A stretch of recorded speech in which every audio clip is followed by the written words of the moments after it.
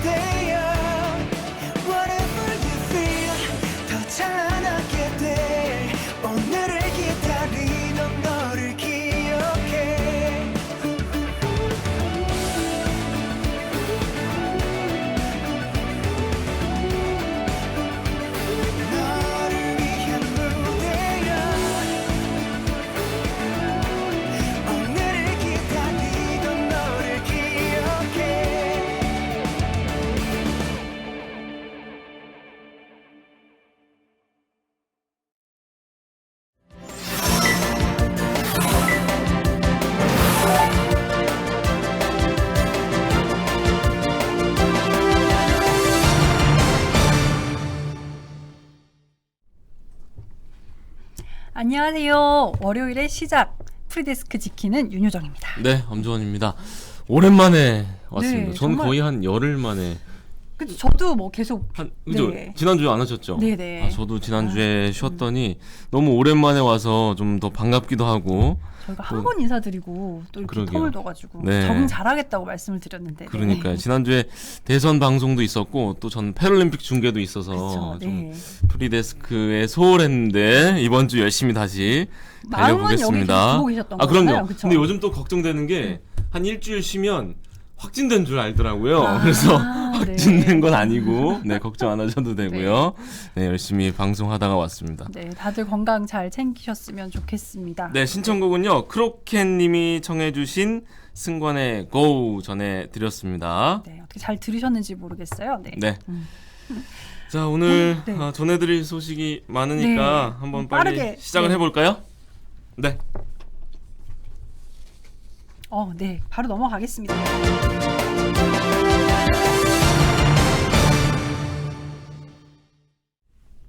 네, 오늘 저희가 안녕하세요. 시간을, 예. 많이 드리고 싶어서 네네. 빨리 네, 넘어왔습니다. 우리 구독자분들께도 인사 한번 네. 하겠습니다. 안녕하세요. 네. 아, 염총장님 찾는 분들이 많아요. 그러니까요. 제가 시작 보니까 한 전부터. 3분 정도 있는 것 같은데. 제 눈엔 많습니다. 네네네네. 아, 감사합니다. 그래도 네. 이게 잊지 않고 그럼요. 네. 단 한 분만 계셔도 저희는 달리고 있으니까요. 아, 예. 아, 이분이 찾아주시네요. 양요걸님. 저분은 역시 좀 내부자인데. 단짝. 네. 아, 근데 뭐 많이 계세요. 저희 네. 또 범블비님, 뭐 그렇죠. 또 빌로바 TV님 이런 분들 또 실제로 저희 딩딩대학 채널에도 와서 맞습니다. 좋은 댓글도 많이 남겨주시고 그래서 네. 저희가 정말 힘이 감사히 되는- 생각하고 있습니다. 그렇죠. 네. 네.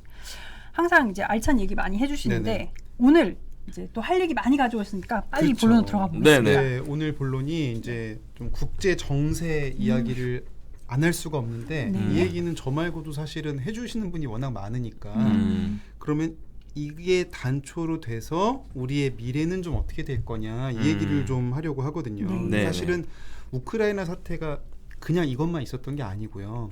그 전에 사실 코로나라는 또 긴 터널을 지나고 있고 네. 그 전에는 사실 미중 간의 갈등이 사실은 더 메인이었어요. 사실은 우크라이나는 사실은 그 전까지는 우리랑 먼 얘기 이렇게 생각했잖아요. 그렇죠. 네. 그랬는데 거기에다가 이것까지 터진 거거든요. 그래서 오늘 좀 이 얘기 통해서 우리의 미래 좀 이야기하려고 합니다. 네. 근데 갑자기 지금도 너무 혼란스러운데 네. 미래를 얘기하는 이유가 있을지 궁금해요. 일단은 저희 딩딩대학이 또 미래를 지향하고 있기 때문에 네. 또 미래에 대한 콘텐츠를 많이 준비하고 있거든요. 그래서 이게 오늘 미래에 대한 얘기 하다 보면 이거 저기 가면 이런 얘기도 들을 수 있구나라는 것도 좀 보여드리고 네. 실제로 지금 너무 현재에만 이렇게 몰입돼 있다 보니까 좀 미래에 대한 이야기는 조금 미뤄진 것 같아서 네. 저는 오히려 그건 뉴스에서 보시고 현재 얘기는 네. 저는 오늘 미래 얘기를 좀 해드리려고 합니다. 네.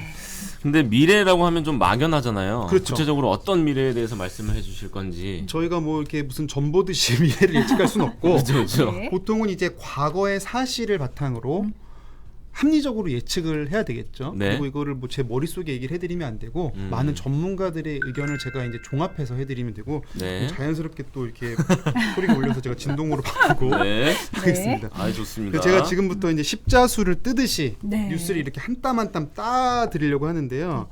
제가 질문 하나를 좀 해드릴게요. 네. 자, 그동안 우리가 세계의 공장이다 그러면은 어디였죠? 그건 중국이라고 많이 생각하는 것 같아요. 그렇죠. 중국이죠. 근데 아까 말씀드린 대로 중국이랑 미국이 사이가 어떻습니까? 패권 경쟁이 엄청나죠. 안 좋잖아요. 네. 막 으르렁하고 솔직히 네. 말하면 뭐 제가 이렇게 말해도 될지 모르겠지만 사실 바이든 대통령이 말은 점잖게 해도 그걸 풀어 말하면 시진핑 많이 컸네 사실 약간 이런 톤이거든요. 솔직히 네, 네, 말하면. 네. 근데 또 중국은 그래 나 많이 컸거든. 약간 이런 식으로 서로 이제 고개를 빳빳이 아우. 들고 이제 긴장 관계가 사실 심했단 말이죠. 네네. 그러니까 어떤 일이 벌어지냐? 미국은 야 그럼 나 니네 물건 안 사? 그럼 또 중국이 아유 어떡하지 이게 하는 게 아니라 나도 안 팔어? 약간 이런 식의 약간 긴장 관계. 자 근데 중국의 공장은 잔뜩 지어놨는데 거기 물건을 잘 안 사면 어떤 일이 벌어지겠어요? 당장 나 물건 필요한데 없죠. 부족해지죠. 좀 다이소 가서 막 사야 되는데 그렇죠. 중국산 물건이 없어. 네. 부족해지니까 어떤 일이 벌어지냐? 물건 쟁탈전이 당연히 벌어지겠죠. 그러니까 자연스럽게 가격이 올라요. 네. 올라요. 그러니까 대표적으로 기억나는 게 지난해 11월에 요소수 대란 기억나시죠? 네. 그렇죠. 그게 사실 중국에서 대부분 수입하던 건데 그게 좀 막히니까 우리나라에서 막 난리가 났던 거거든요. 그렇죠. 한동안 요소수가 정말 모든 전 국민이 그게 뭔지도 몰랐다가 저도. 난리가 났었죠. 네. 네. 근데 그 요소수만 있는 게 아니거든요. 그럼 요소수는 정말 극히 일부. 그러면은 사실 그 이후로 또 어떤 일이 벌어졌는지 지난 11월 뉴스를 좀 짧게 보고 와서 다시 전해드리겠습니다. 네. 요소 하나가 이렇게 큰 문제를 일으킬 거라고는 아무도 예상하지 못했습니다. 일본이 수출을 통제한 불화수소 같은 전략물자도 아니고 특별한 기술이 필요한 것도 아닙니다. 그런데 그 흔하던 요소가 지금 한국 경제를 흔들고 있습니다. 기술적으로 굉장히 난이도가 높다든지 비용이 높은 건 아닌데도 불구하고 중국이 너무 저렴하게 들어오다 보니까 전 세계 공급망이 촘촘하고 유기적으로 연결된 지금 제2, 제3의 시한폭탄이 한두 개가 아닙니다. 한국이 수입하는 품목 12,500개 가운데 특정 국가 의존도가 80%를 넘는 품목은 3,900개나 됩니다. 그중 절반은 중국에 의존합니다. 자동차 차체와 항공기 부품 제작에 필요한 마그네슘, 중국 의존도는 100%입니다. 전기차 모터와 텔레비전에 들어가는 연구자석은 86%, 전기차 배터리에 사용되는 리튬은 83%를 중국에 의존합니다. 하나같이 한국의 주력 산업에 꼭 필요한 것들입니다. 중국에 대한 의존도가 워낙 다들 높다 보니까 부품이나 뭐 이런 것이 빠졌을 경우에는 전체 공정이 망가지는. 실제로 이 품목들의 국제 가격이 치솟고 있습니다. 중국이 전력난과 탄소 배출 규제로 마그네슘 생산을 줄이자 2달 사이 값이 4배 뛰었습니다. 알루미늄도 13년 만에 가장 비싼 가격을 기록했습니다. 그 여파는 전 세계로 확산되고 있습니다. 유럽은 요소수에 이어 마그네슘도 모자라 자동차 생산이 흔들리고 있고 미국은 반도체 부족으로 자동차 판매량이 10년 만에 최저치를 기록했습니다. 세계의 공장 중국에 의존해 가장 싼 생산 비용으로 최적화된 글로벌 공급망. 미중 패권 전쟁과 코로나 팬데믹으로 이제 그 시대가 저물고 있습니다. 그러니까 교환의 이익이라는 게 있지 않습니까? 내가 잘할 수 있는 거를 집중해서 많이 생산하고 서로 이득을 보는 그게 이제 안 될 가능성도 많지는 않지만 있습니다. 정부는 이번 사태를 계기로 보조금을 줘서라도 국내에서 요소를 생산하는 방안을 검토하겠다고 밝혔습니다. 또 특정 국가 의존도가 높은 수입 품목을 전수조사하겠다고 밝혔습니다. 네. 보고 오셨습니다. 지금 리포트. 보면은 이제 두 가지가 좀 핵심이었어요. 네. 요소수만 있는 게 아니다. 요소수 요소수 말고도 더 많다 지금. 아까 말한 대로 중요한 물건들이. 네. 근데 이제 중국에서 만약에 잘 안 팔겠다 뭐 이런 식으로 나오게 되면 이제 방금 마지막 문장 보셨죠? 네. 마지막 문장 뭐라고 했습니까 거기서? 우리나라에서 생산할 방법 그렇죠. 찾겠다. 이제 만약에 저기서 안 팔면 어쩔 수 없이 우리 나라에서 만들어야지 뭐 약간 이런 식의 그렇죠, 이제 해법을 모색한다는 건데 네네. 이렇게 물건은 부족하고 가격은 치솟는데 방법이 없잖아요. 요소수만 해도 지금 당장 우리 없으면 못 사니까 이제 우리가 그럼 만들자 이렇게 얘기가 된 건데 그러다 보니까 공장을 이제 외국에 안 짓고 외국에 지었던 공장을 국내로 이전하려는 노력을 하게 되죠. 대표적으로 미국이 삼성전자 불러다가 반도체 공장을 미국에 지어라. 백악관으로 다 불렀잖아요. 그러니까 삼성이 그래서 미국 텍사스의 대규모 반도체 공장 투자를 결정하기도 했거든요. 자, 이러면 어떤 현상이 벌어질까요? 중국에서 만들던 물건을 갑자기 이제 미국이나 한국으로 옮겨야 된다고 하면 어떤 일이 벌어질 것 같아요? 비용이 엄청 올라가니까 값이 올라가지 않을까요? 그렇죠. 생각해 보세요. 예를 들어 중국에서 점심을 먹어도 거기 뭐 짜장면 파는지 모르겠는데 2,000원이면 먹던 거를 아니 미국 오면 당장 맥도날드 가도 한 얼마야? 한 $7, $8 하겠죠. 그러면 식대만 해도 3배가 오르는 거잖아요. 그러면 그 어떻게 보면은 개발도상국, 뭐 중국이 개발도상국이지에 대해서는 뭐 논쟁의 여지가 있습니다만 1인당 소득으로 치면 아직 좀 낮거든요. 한창 좀 저비용으로 생산을 할 수 있던 국가, 중국뿐 아니라 동남아도 마찬가지고 그런데 생산하다가 갑자기 이런 안보 문제 혹은 뭐 코로나로 인한 방역 문제 때문에 공장을 우리나라로 가져오게 된단 말이에요. 이렇게 가져오는 거를 리쇼어링이라고 하는데 이 리쇼어링은 이제 윤효정 앵커 말씀대로 비용을 올릴 수밖에 없거든요. 하다못해 햄버거 하나를 사주려고 해도 비용이 올라가니까. 그래서 지금 가뜩이나 이제 미중 갈등 아까 말한 대로 고개를 뻣뻣하게 들고 막 야 안 팔어 막 이러다가 지금 리쇼어링이 막 되고 있었어요. 그런데 이 상황에서 우크라이나 침공까지 벌어진 겁니다.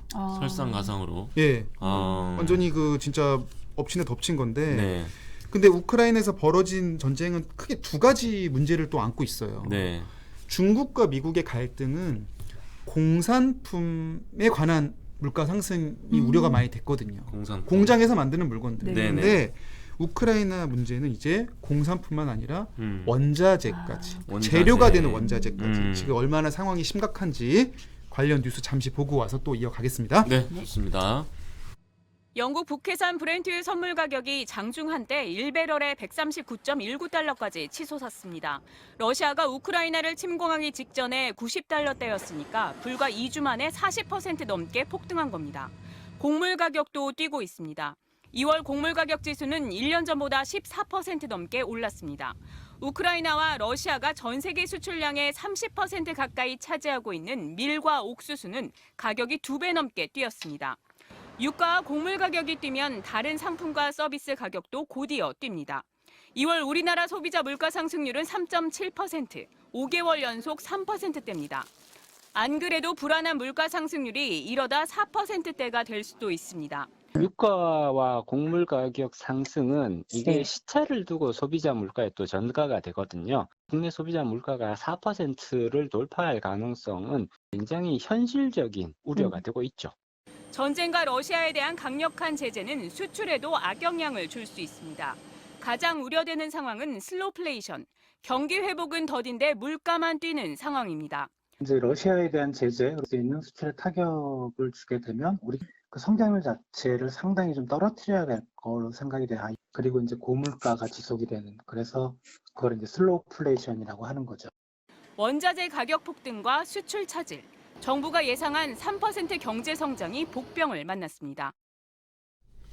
네, 서유정 기자의 리포트 전해드렸습니다. 지금 댓글로도 네. 기름값 말씀해 주신 분들 굉장히 많으세요. 많죠. 어바이고님 기름값 3,000원대 오를 거임.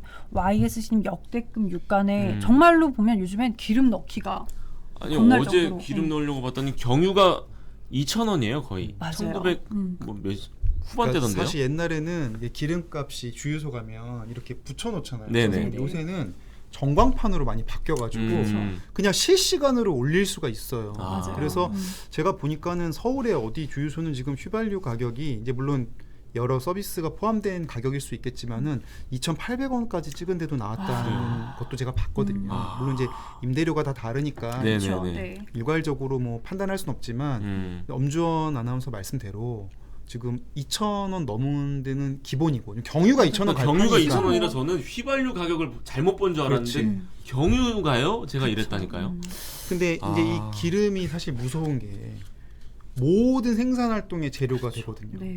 일단은 저도 저도 이거 하는데 기름을 써야 돼요. 출퇴근할 때 기름을 쓰니까. 그렇죠. 근데 제가 만약에 기름값이 5,000원 간다 이러면 제가 회사에다 얘기를 해야 되지 않겠습니까? 나 이대로 못 간다.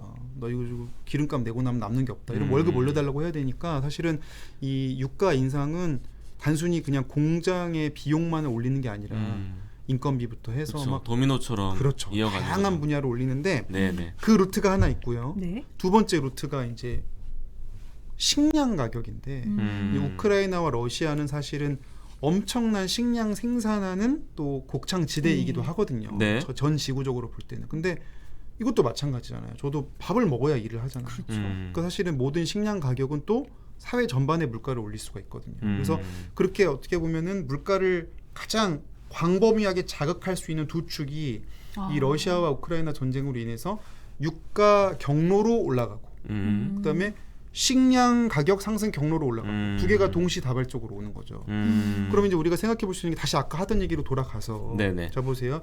미국이랑 중국이 막 서로 끄덕거리고 있고 그리고 코로나 때문에 교역도 많이 줄어들고 그래서 공장도 서로 우리 땅에 지어야 된다. 혹은 우리 편의 공장, 뭐 예를 들면 삼성전자 공장 같은 거 미국에 데려와야 된다. 이러면서 서로 막 쟁탈전을 벌이던 와중에 기름값과 곡물 가격을 올리는 이 전쟁 변수가 또 벌어지니까 이게 우크라이나 또 두 번째 문제입니다. 여기서 무슨 문제가 벌어지냐면 줄타기가 좀 어려워지는 거예요. 줄타기. 이게 무슨 말이냐면 우리가 사실은 안보는 미국이랑 우리가 많이 의존하고 있고요. 그렇죠. 반면에 이제 경제적인 거는 중국과 또 교역이 중국이 우리가 1위거든요. 중국 일단 지리적으로 가까우니까. 아니 중국 없으면 일단 다이소가 돌아갈 수가 없어요. 의존도가 높죠. 높아요. 네. 그러니까 사실 우리는 어떻게 보면 그 사이에서 적절한 거리를 유지하면서 우리 국익을 위해서 노력해야 되는 운명을 갖고 있는 지정학적인 위치에 맞습니다. 있는데 네. 이제 전쟁을 하게 되니까 이제는 어느 편인지를 좀 명확히 해야 되는 그런 상황에 놓이게 되는 거죠. 지금 미국이 중국에다가 오늘 보도 보면 이런 말 했거든요. 혹시 중국이 러시아 도와주는 거 아니지? 도와주면 니네도 재미없을 줄 알아? 그렇죠. 이렇게 얘기했다는 거거든요. 그럼 이제는 예전 같은 경우에는 아유 왜들 그래 뭐 이러면서 아유 왜 싸우고들 그래 이러면서 우리가 좀 이렇게 우리 흔히 그런 걸 전략적 모호성이라고 하잖아요. 굳이 드러내지 않고. 그런데 이제는 그런 모호성이 통하지 않는. 그러니까 사실은 이제 새 정부가 곧 출범할 텐데 당장 5월 달에 이제 바이든 대통령이랑 한미 또 정상회담 얘기도 나오고 있거든요. 그럼 거기에서 사실은 많은 전문가들이 우려하는 것 중에 하나가 이제 더 이상 우리나라가 전략적 모호성을 유지하기가 좀 어려울 수 있다. 왜냐면 이렇게 막 당장 죽고 사는 문제가 걸려버리는데 그러니까 가뜩이나 어려운 상황에서 이제는 어느 한쪽을 택해야 되는 상황에 놓이게 되는데 이 경우에는 한쪽을 택한다는 건 반대로 말하면 나머지를 버릴 수밖에 없죠. 그래서 실제로 얼마 전에 사실 우리가 러시아 제재를 사실 조금 늦게 했다는 지적도 있었어요. 맞아요. 그게 사실은 이건 제 사견입니다. 전문가 견해가 아니고 어떤 전략적 모호성을 좀 유지하다가 아까 말씀드린 그런 압력 때문에 좀 늦게 선택한 거 아닌가 그런 생각을 저도 했었거든요. 근데 일부 전문가들 얘기를 들어봐도 더 이상 그런 모호성을 통한 국익 증진은 좀 어려운 그런 상황이 나오고 있는 거죠. 그래서 우리가 경제적 손실을 감수하더라도 좀 제재를 하고 선택할 수밖에 없는 그런 상황입니다. 예. 지금 뭐 시청자분들도 뭐 약간 과격한 반응들도 많아요. 기름값 안 잡으면 우리 한국 다 죽는다. 우리 기름 한 방울 안 나오니까. 네네. 완전 지금 걱정. 짜장면 10,000원 예상된다. 이런 의견도 있고요. 천사의 한숨님이 중립 외교가 힘들겠네요. 이런 말씀도 하시네요. 네. 이게 정말 우리나라 같은 경우에는 사실은 해외 의존도가 굉장히 높다고 우리가 학교 다닐 때부터 배웠었던 그렇죠. 거잖아요. 그렇죠. 그러니까 이러면은 더 힘들 것 같아요. 어느 쪽을 선택하기가. 네. 그래서 이제 어떻게 보면 우리가 딱 끼어 있는 건데 네. 자, 다시 또 이제 리쇼어링으로 돌아올게요. 네. 자꾸 샜다가 돌아오는데 아무튼 지금 미중 갈등에 코로나에 우크라이나 러시아 전쟁에 이제 선택까지 하면 가뜩이나 정세가 불안한데 점점 더 불안해지면 해외에 공장을 두는 거에 대한 리스크, 위험은 더 클 수밖에 그렇죠. 없잖아요. 네. 아니 막말로 지금 러시아 공장들 지금 운영 제대로 되겠습니까? 그렇죠. 이러면 네. 이러면 불안감에 당연히 국내로 속속 들어와야 돼요. 그럼 이 공장들은 당연히 이제 한국에 오면 이제는 우리 김밥 4,000원이잖아요 벌써. 비싼 물가를 감당하고 와야 되거든요. 그러면 공장들은 어떻게 될까요? 이 비싼 물건 계속 만들어야 될까요? 어떻게 될까요? 근데 물건을 비싸게 만들면 사실 경쟁력이 상당히 떨어질 수밖에 없잖아요. 아니 예를 들어서 삼성전자인데 제가 네. 삼성전자 회장이라 진짜 고요. 근데 참 좋은 설정이네요. 언제 해보겠어 이런 거. 왔는데 한국으로 공장을 옮겼어. 그럼 아유 고객님들 저희가 이제 한국산이에요. 한 2배로 가격 올립니다. 양해해 주세요. 메이드 인 코리아요. 이게 먹히지 않죠. 품질과 가격으로 최상의 상품을 선택하는 게 자본주의 생리고. 그쵸. 그럼 기업 입장에서는 국제 경쟁을 해야 되니까 어떻게 해야 돼요? 비용 절감 경쟁을 해야 되는 거죠. 그러니까 어떤 일이 벌어지느냐. 밥값이 비싸면 밥 안 먹는 사람을 쓸 수밖에 없죠. 식사 하루에 몇 개 하세요? 저는 세 끼를 꼬박꼬박 먹어야 되는 저는 그럼 바로 파이어 되는 건가요? 사실 저는 쉽지 않지. 두 저를 써주십시오. 이러면 제가 볼 때 제가 만약에 회장님이면 사실 이쪽으로 사실 갈 수밖에 그쵸, 없지. 그쵸. 엄차장 두 끼라고 했나? 내일부터 한 끼만 먹겠습니다. 끊겠습니다. 그렇지. 이렇게 가면 좋은데 야, 이건 좀 너무 슬프다. 사실은 이제는 월급도 사실 비싸잖아요. 그렇죠. 우리가 사실 동남아 국가랑은 비교가 안 되니까 이제는. 맞습니다. 네. 그러면 이제 인건비도 파격적으로 아껴야 됩니다. 바로 그 방법은 밥을 안 먹어도 일하는 노예를 고용해야 되는 거예요. 밥 안 먹는 노예. 로봇 같은 로봇이죠. 로봇은 밥을 안 먹는 24시간 쉬지 않고 일하는 노예 로봇인데 야. 체코어로 강제 노동을 의미하는 단어가 로보타라고 합니다. 강제 노동. 그러니까 사실 로봇이 노예가 맞아요. 강제로 일하는 애들이 로봇인 거예요. 로봇은 전기만 주면 되잖아요. 그렇죠. 그러니까 지금 주요 선진국들이 리쇼어링을 열심히 하는데 자국으로 공장을 유치하면서 내세우는 핵심이 바로 스마트 팩토리입니다. 우리 산업부도 마찬가지예요. 지금 스마트 공장을 지어서 리쇼어링 하겠다. 그렇죠. 이거 좀 어려워 보이지만 쉽게 풀어 말하면 야 한국 와서 로봇 데리고 일해봐. 위험도 없고 얼마나 좋아.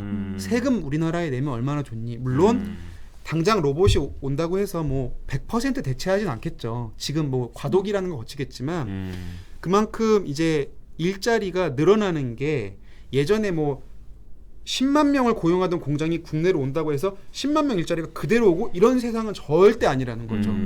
오게 되더라도 로봇이 그걸 대체하게 되면 급격히 줄어들게 되고 그리고 그로 인한 이제 어떻게 보면 생태계 변화가 더 빨라지는 우리가 일례로 경험했던 게 코로나 거치면서 네. 비대면 문화가 많이 확산이 되니까 그쵸, 그쵸. 맞아요. 어떤 일이 벌어졌냐면은 동네에 무인 매장 되게 많이 생겼어요. 맞아요. 사실 그게 생길 때 이제 최저임금 인상도 영향을 줬다는 자영업자분들 주장도 있었지만 최저임금도 올랐고 코로나 때문에 방역 비용이 더 드네. 툭하면 확진되면 못 나온다고 하네. 그러면 우리도 그냥 키오스크 설치할까? 이러면서 사실은 동네에 요새 아이스크림 가게는 사람 없는 데가 더 많고요. 맞아요. 분식집, 뭐 마트도 이제는 무인 계산대가 많이 늘고 있잖아요. 이게 뭔가 무인 그런 비대면에 대한 어떤 거리감이 확 줄고 거부감이 사라졌어요. 코로나로 인해서. 그러니까 오히려 이게 그걸 더 좋아하죠. 네. 그렇지. 그러니까 이게 문턱을 넘는 게 어렵지. 일단 해보니까 별거 없구나 되면은 그게 빨라질 수 있는데 지금 자국으로 이렇게 공장들이 이전해 오는 게 물론 그걸 제가 비판하는 건 절대로 아닙니다. 당연히 좋은데 문제는 이런 움직임이 로봇의 영역을 점점 늘리는 방향으로 갈 수밖에 없는 상황이라는 거죠.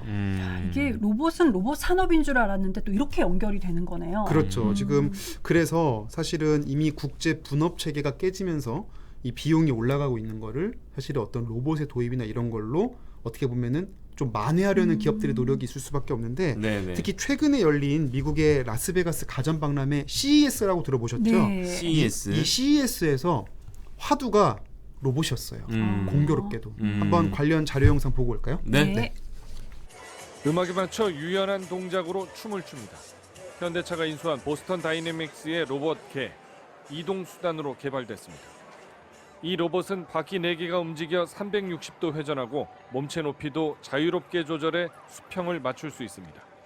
지면의 반응을 통해서 자기 자신의 몸체를 안정화할 수 있고 반대로 자신의 몸체를 움직임으로써 다양한 어플리케이션을 만들 수 있을 거라고 생각을 합니다. 캡슐 모양의 이 놀이기구 같은 것도 1인용 이동 수단입니다.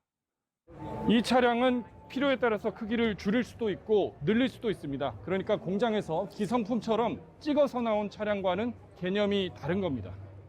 현대차는 이미 모든 사물이 자유롭게 스스로 이동할 수 있는 생태계를 구상하고 있습니다. 사물 이동성, MOT 개념입니다. Mobility and robotics work and play well together. They naturally complement each other. LG전자도 다양한 로봇 제품을 선보였습니다. Hey, Chloe, please guide me to my seat. I will escort you. Please follow me. 안내나 서빙처럼 실내 역할을 넘어 배송을 맡는 로봇도 공개됐습니다. 5G 기술과 인공지능을 결합한 겁니다. 두산도 로봇 기술로 눈길을 끌었습니다. 이 로봇 카메라는 올해 CES 혁신상을 받았습니다. 미리 입력한 동작에 따라 다양한 각도로 촬영이 가능해 촬영 경력이 없어도 다룰 수 있습니다. 최근 로봇 사업에 본격적으로 뛰어든 삼성전자는 집안일 돕는 로봇을 공개했습니다. 글로벌 기업들의 미래 기술 경쟁이 로봇 공학으로 더욱 집중되고 있습니다. 네.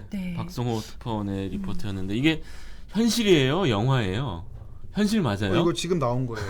너무 신기한데요. 현대차가 로봇을 전시하고 있는 상황인데 네네. 아무튼 이제 우리나라가 사실 OECD 국가 중에 로봇 보급률이 가장 높다고 ILO 보고서에 나와 있어요. 네. 그만큼 기술 발전은 되게 자랑스러워할 만한 부분이기도 하지만 네네. 그로 인해서 급격하게 좀 소외되는 계층에 대한 관심은 당연히 필요할 거고요. 네.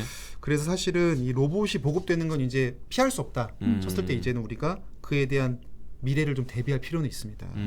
그래서 그 고민을 좀 이야기해드리려고 해요. 네네. 로봇 시대 어떤 고민이 있을까? 뭐 일자리 문제도 있을 거고. 그렇죠. 사실 네. 이게 저 말고도 학자들이 이제 연구를 많이 해놓은 게 있어서 네, 저는 네. 어떻게 보면 떠 먹여드리기만 하면 되는데 네. 시간 관계상 여기 시간 관계상 네, 이제 얼마 안 남았네요. 다음 주에 바로 전해드릴게요. 다음 주에 다음 주도 예고까지. 다음 주 월요일 좀 기대해 주시고요. 네네. 다음 주도 꼭 오셔야겠습니다. 네네네. 네. 그렇습니다. 알겠습니다. 그럼 저희는 시간이 얼마 안 남았으니까 바로 퀴즈 산책으로 넘어가 보도록 하겠습니다. 네네.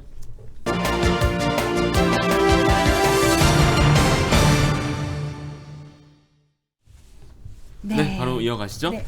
오늘 가장 먼저 살펴볼 첫 번째 기사, 윤석열 대통령 당선이 민정수석실을 폐지하겠다 이렇게 밝혔다는 내용의 기사입니다. 과거에 민정수석실이 좀 뭐 정치적 반대 세력을 통제하는 기능을 했던 적이 많았다 이렇게 네. 해서 이런 잔재를 청산하겠다라는 거죠. 네. 윤 당선인의 원래 공약 중에 하나였잖아요. 맞습니다. 민정수석실 폐지. 네, 그래서 대신에 이제 청와대 특별감찰관을 정상 가동하는 방안을 생각하고 있다 이렇게 네네. 밝혔고요. 요 특별감찰관이 폐지되는 민정수석실 기능을 일정 수준은 좀 대신하지 않을까 보이는데요. 관련해서 여러 가지 소식과 짚어봐야 될 쟁점 어떤 것들이 있는지 본방에서 확인하실 수 있습니다. 네. 코로나 소식도 빼놓을 수가 없습니다. 신규 확진자 오늘 6시 기준 25만 427명입니다. 계속 이 30만 명 수준을 이렇게 오고 가고 있어서 좀 걱정이 큰데 이 방대본에서 발표를 했어요. 모레 그러니까 16일에 확진자가 32만 명까지 발생할 거다. 그리고 다음 주 수요일쯤에는 감소세로 다시 내려갈 거다. 이런 전망을 내놨습니다. 네, 뭐 어쨌거나 그때까지 아직 좀 많이 남아서 모쪼록 좀 조심하셨으면 좋겠고 오늘 네. 본방에서는 방역 관련해서 오늘부터 달라진 점들이 많거든요. 어떤 점 달라졌는지 확인하실 수 있고요. 그리고 네.